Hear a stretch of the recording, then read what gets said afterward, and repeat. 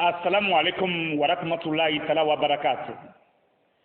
Bienvenue à tous sur le 28e numéro de l'émission La Voix des Écritures. Dans le 27e numéro, nous avons vu dans les textes de l'islam que quelques heures avant sa mort, Mohammed parle du feu qui s'est embrasé, des épreuves et des dissensions qui s'avancent vers lui comme des lambeaux de nuit noire. Nous avons aussi vu que Mohammed n'a pas été enterré selon la tradition islamique, c'est-à-dire qu'il n'a pas été enterré le jour de son décès. Au contraire, ses compagnons ont laissé son corps sans vie dans son lit de mort et vont s'empresser de l'enterrer que lorsqu'il a commencé à se décomposer. La décomposition du corps est due au fait qu'il est mort un lundi, selon les textes de l'islam, et a été abandonné sur son lit de mort dans les mêmes vêtements jusqu'au milieu de la nuit du mercredi. Grâce aux travaux de la chercheuse tunisienne Ella Ouardi, nous avons tous les détails sur l'état de putréfaction du corps de Mohammed. Les sources islamiques nous disent que son ventre est gonflé, ses ongles sont devenus verts, ses doigts courbés, et le grand sabbat Baladouri va dire dans son kitab que Mohammed a changé de couleur. Avec le corps de Mohammed dans cet état de putréfaction, ses compagnons n'ont plus cherché à lui enlever les vêtements dans lesquels il est mort depuis 3 jours avant de le laver. La Sira Rasulullah ibn Hisham dit qu'ils ont dû creuser une tombe sur place, au même lieu, sous le matelas où il est mort, et l'enterrer là pour éviter de lever le corps parce que c'était plus déplaçable. Mais qu'est-ce qui pouvait les pousser à déshonorer leur chef religieux jusqu'à ce point? Ont-ils choisi de le déshonorer exprès ou bien les circonstances le leur imposent? Quand on lit les textes, l'idée de le déshonorer exprès est exclue. Mais qu'est-ce qui pouvait pousser les compagnons de Mohammed à ne pas l'enterrer le jour même de son décès comme le veut la tradition islamique? Pour mieux comprendre, voyons ensemble ce que Mohammed lui-même disait de son vivant au sujet de sa mort. Dans Sahih Bukhari, tome 1, hadith numéro 36, Abu Huraira raconte, le prophète a dit, Allah s'est engagé envers celui qui part combattre dans sa voie au djihad, ne sortant que mieux par la foi en moi, dit le Seigneur, et croyant en la mission de mes messagers, je le ferai retourner chez lui avec récompense au butin, où je lui donnerai accès au paradis s'il meurt. Le prophète ajouta en disant, si je ne craignais pas d'imposer à ma communauté ce qui pourrait lui être pénible, je n'aurais manqué aucune expédition militaire. J'aurais aimé être tué pour la cause d'Allah, ressuscité, puis être tué, puis ressuscité, puis être tué de nouveau.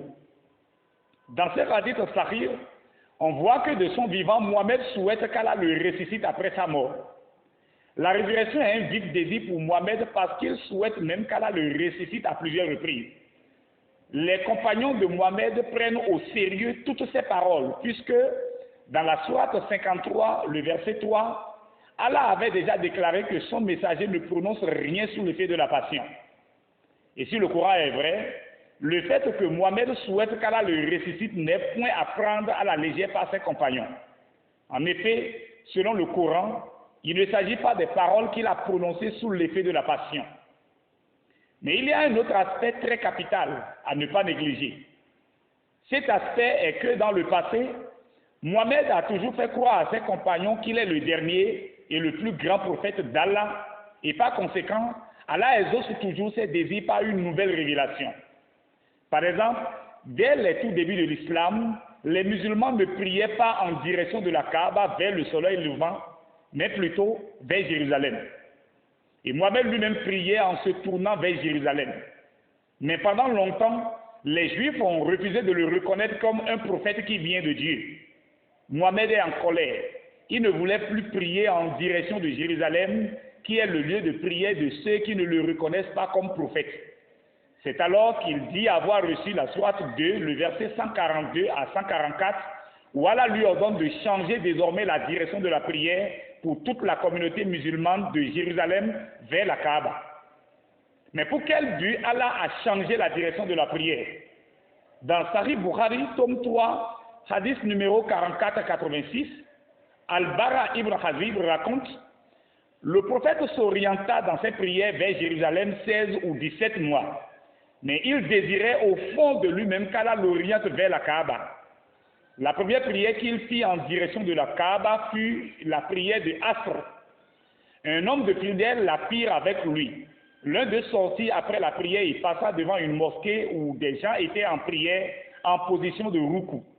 Il leur annonça: « Je jure par Allah que je viens d'accomplir la prière avec le prophète en direction de la Kaaba. » Alors, ils s'orientaient vers la Kaaba dans leur prière. Plusieurs fidèles qui avaient prié en direction de Jérusalem sont morts ou tués avant le changement de la direction vers la Kaaba.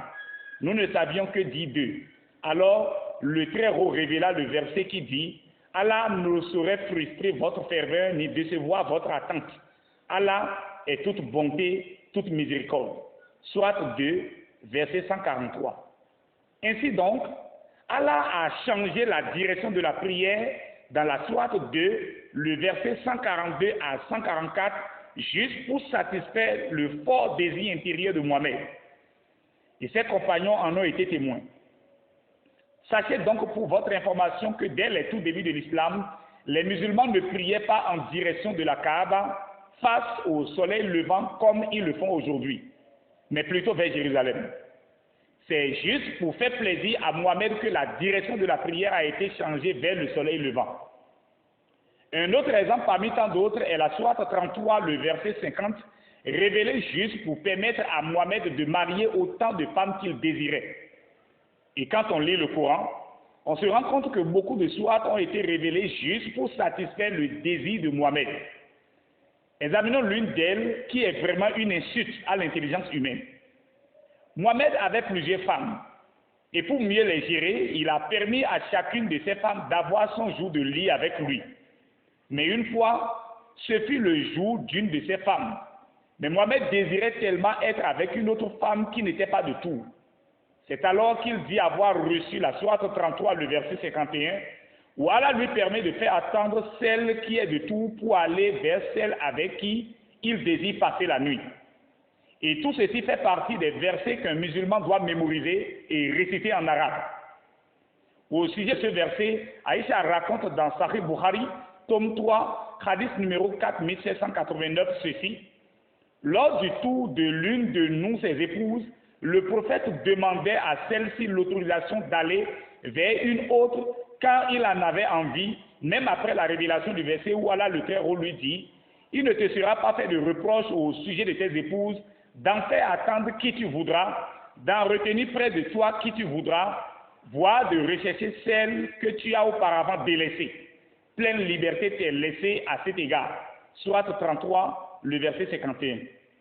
Le désir de Mohammed de faire attendre l'une de ses épouses, qui est de tout au lit, et d'aller vers celle dont il en avait envie, est si édifiant pour Allah qu'il en a fait l'un de ces versets dans son Coran sublime, supposé être les paroles éternelles d'Allah. Voilà l'une des choses que ceux qui mémorisent le Coran et le psalmodie doivent chanter en arabe en s'efforçant de rouler la langue pour avoir une meilleure récitation. Ouvrons une parenthèse sur ce sujet. Dieu n'a plus rien à faire que de s'impliquer dans la vie conjugale d'un polygame, au point de donner une révélation sur comment il est libre de faire attendre une de ses femmes au lit pour aller passer la nuit avec celle qui lui plaît ce jour. Et en tant que musulman, il faut réciter ça dans nos prières. Comment faites-vous pour croire de pareils trucs? Mais c'est juste une parenthèse. Donc, pour les compagnons, si Allah exauce juste dans les moindres détails les désirs de Mohammed et en fait même sa parole éternelle dans le Coran, il doit pouvoir exaucer son désir de le ressusciter après sa mort pour confirmer à tous qu'il est véritablement son prophète. Et là, ses compagnons ont pleinement raison. Dans Matthieu 9, à partir du verset 2, lorsqu'on amena un paralytique au milieu de la foule devant Jésus, il a dit: « Tes péchés te sont pardonnés. » Mais les gens l'accusaient de blasphème. Et Jésus leur répond: « Dis à un paralytique devant une foule, tes péchés te sont pardonnés, ou lui dis, prends ton lit et va chez toi, lequel est le plus difficile? » Nous savons tous que c'est prends ton lit et va chez toi qui est le plus difficile. Car si jamais il ne se levait pas, tout le monde saura que tu es un faux. Et Jésus ajoute, afin que vous sachiez que le Fils de l'homme a sur la terre le pouvoir de pardonner les péchés, lève-toi, dit-il au paralytique, prends ton lit et va dans ta maison. Et il se leva et s'en alla dans sa maison. Donc ici, Christ a prouvé qu'on démontre son mandat divin par ses œuvres. C'était très facile pour Mohamed de dire « Allah m'a révélé tel ou tel verset ».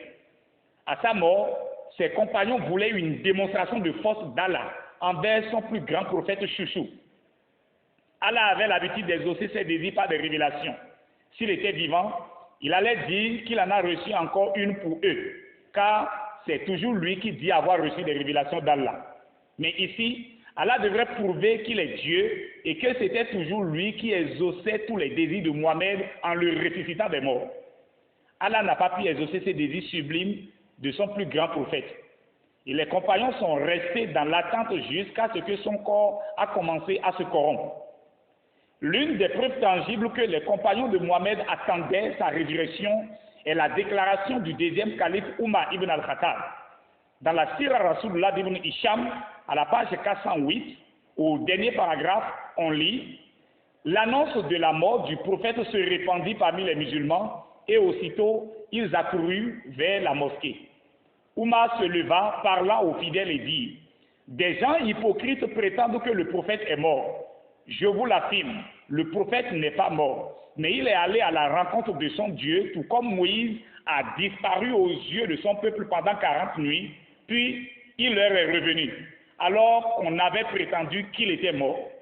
L'envoyé d'Allah, je vous le jure, reviendra comme Moïse est revenu, et alors, à coup sûr, il coupera les mains et les pieds de ceux qui avaient prétendu qu'il était mort. Vous allez constater dans la déclaration de Omar que ce n'est pas un serment qu'il affirme que Mohamed reviendra. Mais il reviendra faire quoi?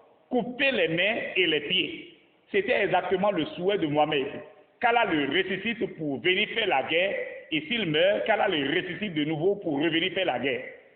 Voilà donc la vérité.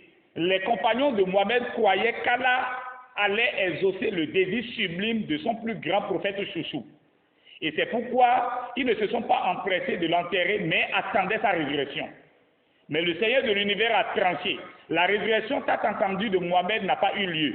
La putréfaction du corps va les obliger à creuser une tombe sur place sous son matelas au même lieu où il est mort pour le cacher. On donne donc de fausses informations à des milliards de personnes pour les endoctriner alors que la vraie histoire se trouve dans les propres recueils de l'islam. Si ce n'est pas pour cacher la vérité au monde, comment les recueils de la Sunna qui parlent de la vie de Mohamed sont plus chers et difficiles à trouver que le Coran lui-même? Eh bien, c'est parce que les informations les plus importantes sur l'islam se trouvent dans ces recueils. Et c'est pourquoi le fidèle musulman qui va simplement prier à la mosquée ne peut avoir facilement accès à ces documents. Dans Jean 11, le verset 25, Jésus a dit « Je suis la résurrection et la vie. Celui qui croit en moi vivra, quand bien même il sera mort. » Si vous suivez celui qui est mort, qui a vu la corruption et qui attend le jugement, vous allez mourir dans vos péchés pour le jugement. Mais si vous quittez cette séduction du diable pour recevoir et suivre le ressuscité, vous vivrez après votre mort dans la gloire de Dieu. Prenez une décision maintenant. Les heures à suivre peuvent être trop tard pour vous. Shalom à vous tous et à très bientôt. Pour un besoin d'aide spirituelle pour recevoir Jésus-Christ, le vivant et le ressuscité, nos contacts sont toujours les mêmes. Plus 229 67 28 54 27 ou plus 229 61 73 45 32.